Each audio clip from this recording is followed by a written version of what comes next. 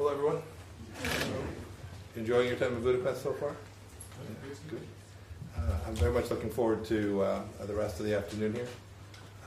Thanks to the team. I enjoyed being with them a great deal. They're doing fantastic work here. This afternoon I'll meet with a group of leaders from Hungarian civil society. I'm anxious to hear from them about the conditions they believe Hungary finds itself in, their thoughts on how best to move forward, and then I'll have a chance to meet with the leadership here in the country. I'll meet with the foreign minister and with Mr. Orban as well.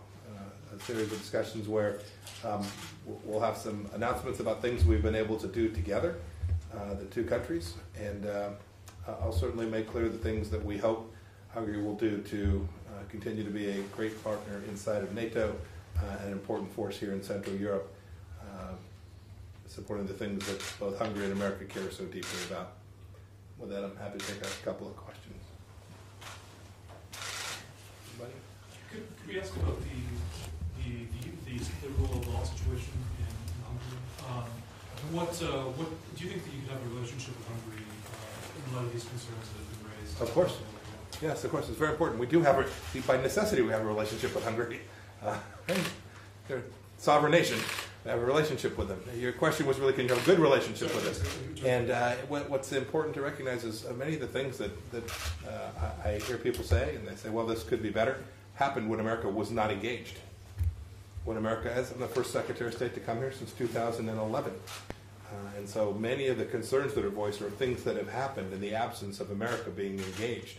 So I think it's centrally important that we're here. We'll certainly make the case about the things that we see that we wish were different here.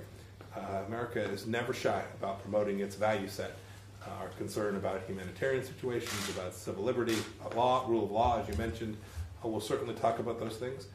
And I'm confident we'll find common ground to work forward on lots of things that are important to my first interest, which is delivering on behalf of the American people. Do you think they'll listen, given what you say is an absence? Do you think they'll hear us? I think they're welcoming United States engagement. I think for a long time we shunned them in a way that drove them to fill a vacuum with folks who didn't share the values, right? The Russians and the Chinese ended up getting more influence here. They do not remotely share the American ideals that we care so deeply about. So yeah, I'm confident they'll listen. We'll have a good conversation. What message will you send them on Ukraine and Russia's presence there? America's position is very clear. It will be the same message we've sent publicly before. We're pleased that Hungarians allowed conversations to take place inside of NATO. We think this issue shouldn't be a NATO issue. We should all be working to ensure that the people of Ukraine get a chance to have themselves a fair and free election this upcoming spring, May.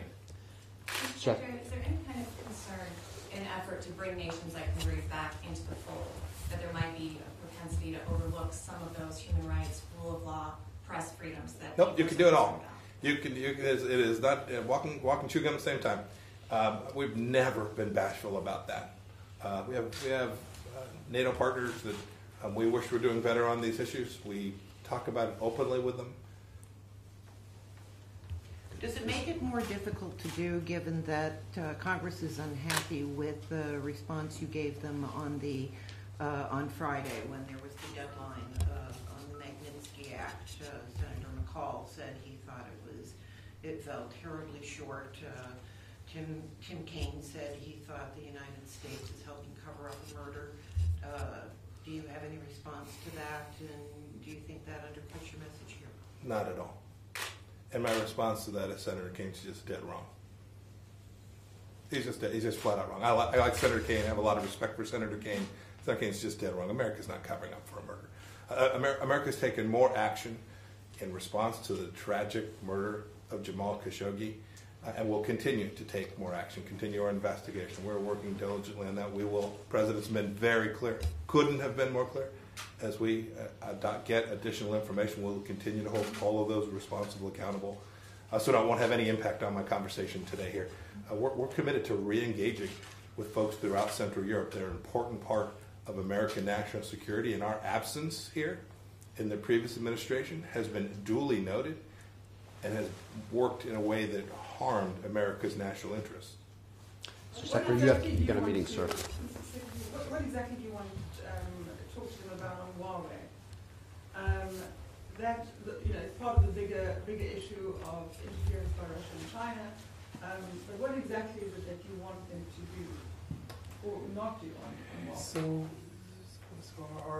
They're a sovereign nation. They get to make their own decisions with respect to these things.